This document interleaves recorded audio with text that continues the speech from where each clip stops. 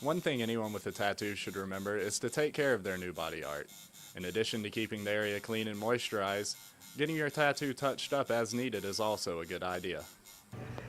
People who practice CrossFit are encouraged to push their bodies beyond their normal limits, which has many exercise enthusiasts wondering, is it safe? With more and more stores like SC Vapors moving into the Columbia area, smokers and even non-smokers are beginning to wonder, what's in these things? With President Obama calling in reserve troops to help fight the Ebola outbreak in West Africa, many Americans are wondering, why are we sending troops to fight a virus? Conundrum is a small space tucked away in West Columbia that prides itself on bringing Columbians the music they know they need, as well as the music they may not know they need. Here on top of the Green Quad, students can relax in chairs made from recycled material on top of a lawn that helps keep the building cool in the summer and warm in the winter. But our tour didn't stop here.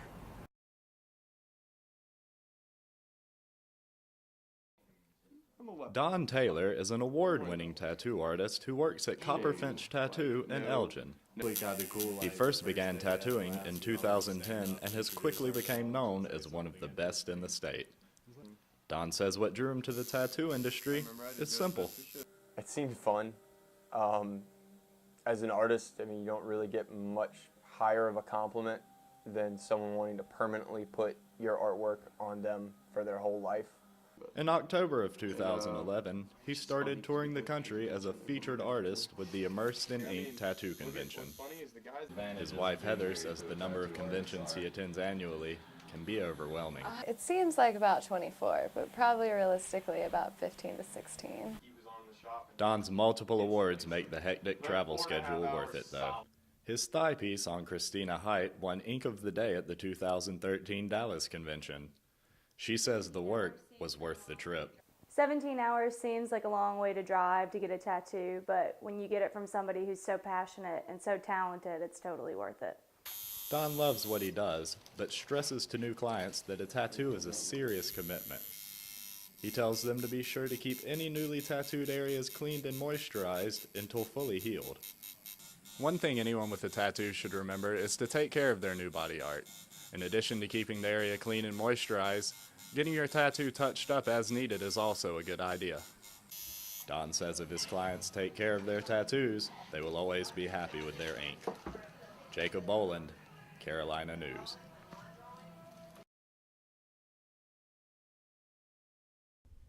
The West Africa Ebola outbreak is the largest in history, according to the Centers for Disease Control and Prevention.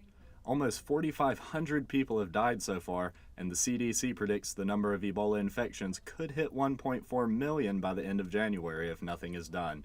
With President Obama calling in reserve troops to help fight the Ebola outbreak in West Africa, many Americans are wondering, why are we sending troops to fight a virus?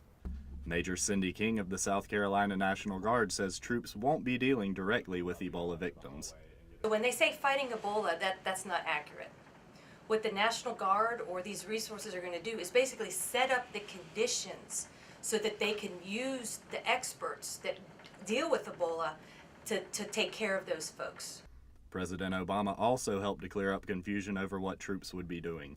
And start building the kind of transport lines and supply lines to get workers, supplies, medicine, equipment into Liberia, Sierra Leone, and Guinea. Many people are wondering what these reserve troops think about the possibility of going to West Africa. Now, I can't speak to the president's decisions. Our job in the military is just follow orders and do what we're told. Even if doing what they're told could mean risk of exposure to the deadly Ebola virus. Jacob Boland, Carolina News.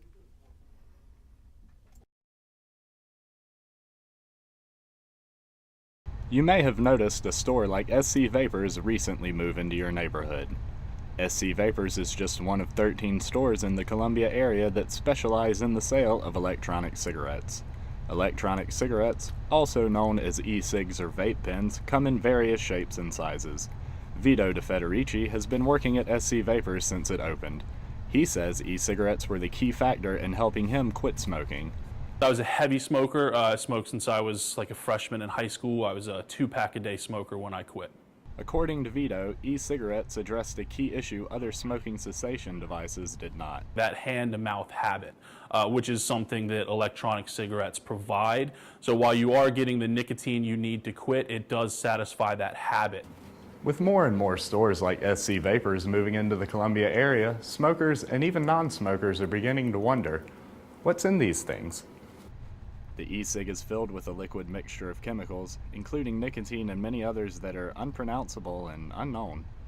The liquid is heated to generate inhalable vapors. The fact that they generate vapor rather than smoke makes people think they are safer than cigarettes. Dr. Richard Monk isn't so sure. I think that there's a perception of safety with the e-cigarettes. I think it's pretty clear that people kind of see them as being a safer alternative to smoking. I'm not sure that's true. Canada became the first country to ban the importation and sale of e-cigarettes last month. Currently, no electronic cigarettes are under regulation by the US FDA. Dr. Monk believes that if they were tested and regulated, they could be great tools in helping people to quit smoking. If they do get regulated by the FDA, meaning that their content and everything else is regulated, meaning that they've been found to be safe, and also their manufacturing is regulated, I think they could end up being a way for people who are current smokers to quit smoking. Former smoker Tara Marie says her e-cigarette has made life easier. I can definitely, breathe easier. The flavors taste really good, so that's a plus, and it's a little bit more convenient. And it doesn't leave any sort of like odor or anything on your clothes and your hair and all that stuff, so that's nice. These benefits are enough for many e-cig users to remain convinced they made the right choice to quit smoking and start vaping. Jacob Boland, Carolina News.